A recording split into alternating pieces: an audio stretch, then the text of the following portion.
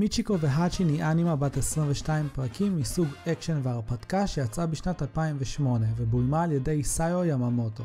האנימה מתרחשת בדרום אמריקה, שם אנחנו פוגשים בילדה בשם האנה שחיה במשפחה אומנת, כאשר המשפחה הזו לא הכי מתה עליה בלשון המעטה.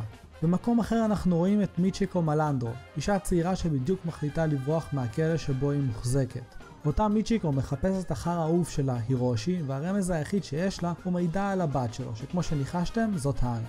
השתיים נפגשות וכך מתחילה ההרפתקה הארוכה שלהן למצוא את הירושי, כאשר בדרך הן עוברות הרבה קשיים ומכשולים. הדרך הכי טובה בלהתחיל לתאר למה מיצ'יקו והאצ'ין היא אנימה טובה, היא להגיד שזו אנימה שמבינה בדיוק איזה סוג אנימה היא, ולא מתביישת ללכת עד הסוף עם ההגדרה שלה. ובמשפט אחד אפשר להגיד שהאנימה הזו היא פשוט הרפתקה אחת גדולה, מלאת אדרנלין, אקשן, מכות, יריות, מרדפי מכוניות, וכל הדברים הטובים שבאים ביחד איתם. שתי הדמויות הראשיות שלנו, מיצ'יקו והאנה, שאחרי זה מקבלת את הכינוי האצ'ין, הן בעצם הסיבה המרכזית למה אני אוהב את האנימה הזו. מערכת היחסים בין שתיהן היא הבסיס לרוב הדרמה וקווי העלילה השונים, ואין ספק שהאנימה עושה עבודה מעולה בלגרום לך קודם כל להתעניין בדמויות ולהימשך אליהן, ואז בהמשך להיקשר אליהן עמוקות ולרצות שהן יצליחו להגיע למטרה. האצ'ין היא ילדה בת 10, ובאנימה זו יכולה להיות בעיה רצינית, שכן הרבה פעמים ילדים לא נכתבים בצורה מאוד אמינה, והרבה פעמים אפשר יהיה להרגיש שהם יותר מדי בוגרים או חכמים לגילם, והעובדה הזו פשוט מוציאה אותך מהסדרה. אך לא כאן, האצ'ין לכל אורך האנימה הרגישה לי כמו ילדה קטנה שפשוט מתבגרת לאט לאט במהלך המסע, והאישיות שלה מוצגת בצורה טובה דרך כל דיאלוג שלה, ובעיקר בהבעות הפנים והמעשים שהיא עושה. כאשר הסצנות האהובות עליי, כמובן חוץ מאלה שהיא נמצאת עם מיצ'יקו, היו כאשר היא ניסתה לעשות את המעשה הבוגר ולקחת אחריות או פיקוד על משהו, אך בגלל שזה בכלל לא היה חלק מהאישיות שלה, היא נאלצה פשוט לחכות את מיצ'יקו, וזה היה מחמם את הלב לראות כיצד היחסים בין השתיים האלה מתהדקים בעזרת הסצנות האלו. מיצ'יקו היא ללא ספק הדמות של האנימה מבחינתי, כאשר קודם כל העיצוב שלה לבדו יגרום לי להסתכל על האנימה הזו וליהנות בצורה הכי שטחית שיש, שכן אין ספק שהיא נראית טוב. אבל חוץ מאיך שהיא נראית, הדמות של מיצ'יקו מאופיינת בצורה נהדרת, כאשר אנחנו רואים בדיוק למה היא מסוגלת בפרק הראשון. אבל עם כל פרק נוסף אנחנו מגלים עוד ועוד צדדים באישיות הקשה שלה, על העבר שלה, וכך אנחנו וגם האצ'ין מבינים אותה יותר ויותר טוב, ככל שהאנימה ממשיכה. ואין ספק שכל פרק נהניתי לראות את העיקשות וחוסר הוויתור שלה.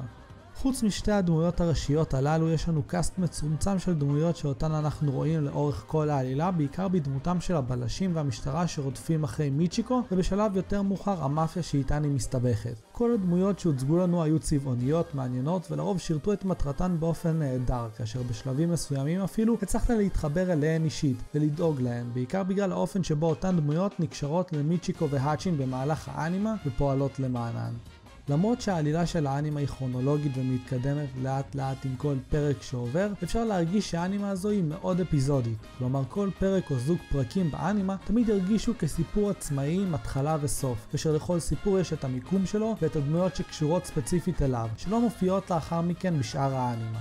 אותן דמויות לא תופסות יותר מדי מקום, אבל הן כן מצליחות לקבל אפיון הולם והן עושות את העבודה שלהן בצורה נהדרת, בכך שהן מצליחות להראות צדדים חדשים בדמויות הראשיות שלנו, וכמובן להניע את העלילה קדימה, שכן העובדה שכל כמה פרקים אנחנו במיקום חדש עם עלילה ספציפית למקום הזה, גורמת לאנימה להרגיש רעננה ולא מורסה לכל אורכה, ותמיד כל עלילה פנימית היא מעניינת, מלאת אקשן ומרגשת בצורה שלה.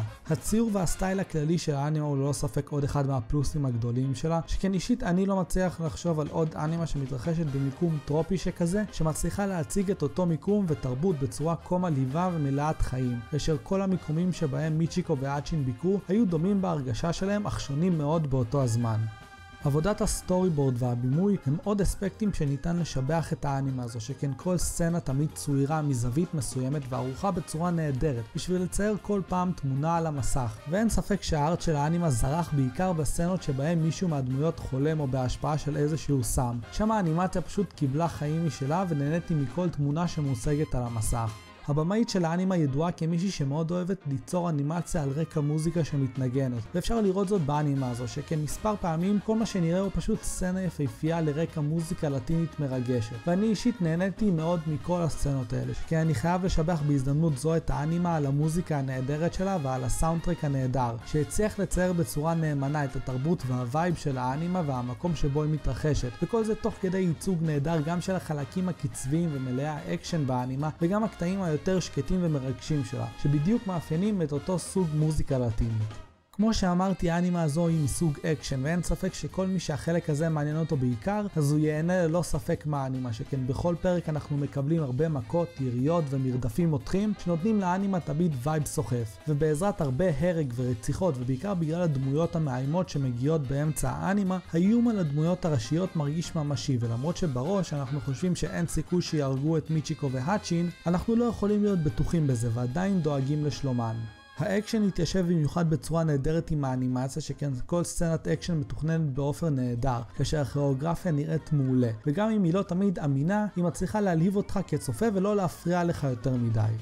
הלב של האנימה אבל הוא ללא ספק המוטיב שלה סביב הקשר המיוחד שנוצר בין מיצ'יקו והאצ'ין. ולמרות שזהו רעיון לא הכי מקורי ויש הרבה סיפורים שדומים אליו, האנימה מצליחה בצורה שלה לייצג את אותם רעיונות של קרבה ודאגה לאחר באופן נהדר.